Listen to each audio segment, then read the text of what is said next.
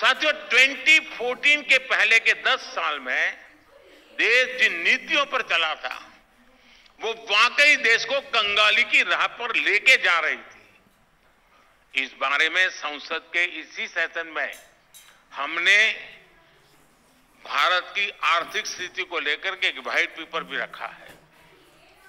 आज उसकी चर्चा भी चल रही है और मैं आज जब इतना बड़ा ऑडियंस है तो अपने मन की बात भी बता देता हूं। ये व्हाइट पेपर मैं जो आज लाया हूं ना, वो मैं 2014 में ला सकता था।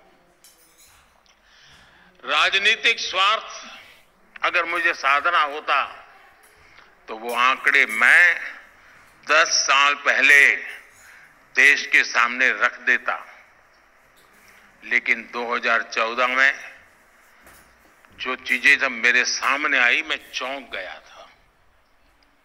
अर्थव्यवस्था हर प्रकार से बहुत गंभीर स्थिति में थी। घोटाले और पॉलिसी पैरालिसिस को लेकर पहले ही दुनिया भर के निवेशकों में घोर निराशा व्यापी थी। अगर मैं इन चीजों को उस समय खोल देता, जरा भी एक नया गलत सिग्नल जाता तो शायद देश का विश्वास टूट जाता। लोग मानते डूब गए, अब नहीं बच सकते हैं। जैसे किसी मरीज को पता चले ना कि तुम्हें एक गंभीर बीमारी है तो आधा तो वहीं खत्म हो जाता है। देश का वही हाल हो जाता। पॉलिटिकली मुझे वो सूट करता था, वो सारी चीजें बाहर लाना। राजनीति तो मुझे कहती है वो करो, लेकिन राष्ट्र नीति मुझे वो नहीं करने देती और इसलिए मैंने राजनीति का रास्ता छोड़ा, राष्ट्र नीति का रास्ता चुना।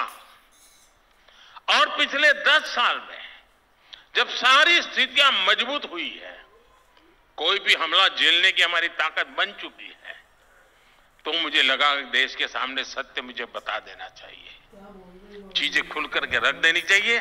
और इसलिए मैंने कल पार्लियामेंट में व्हाइट पेपर पेश किया है। उसको देखोगे तो पता चलेगा हम कहां थे और कितनी बुरी स्थितियों से निकल करके आज हम यहां पहुंचे हैं।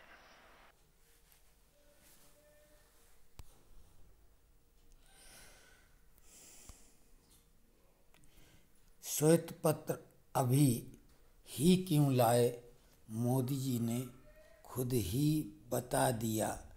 सही वक्त पर ही सही निर्णय लिया जाना चाहिए।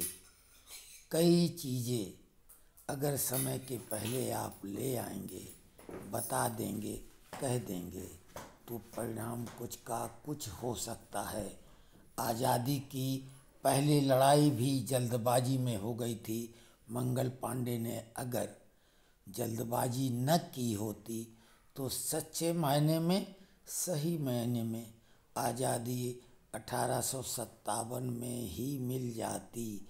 मोदी जी से ये एक ऐसा सफलता का मूल मंत्र है कि जब सही समय है तभी वो कार्य करो। अंग्रेजी में कहावत है, strike while the iron is hot, यानी लोहा जब गर्म है तब उस पे चोट करो।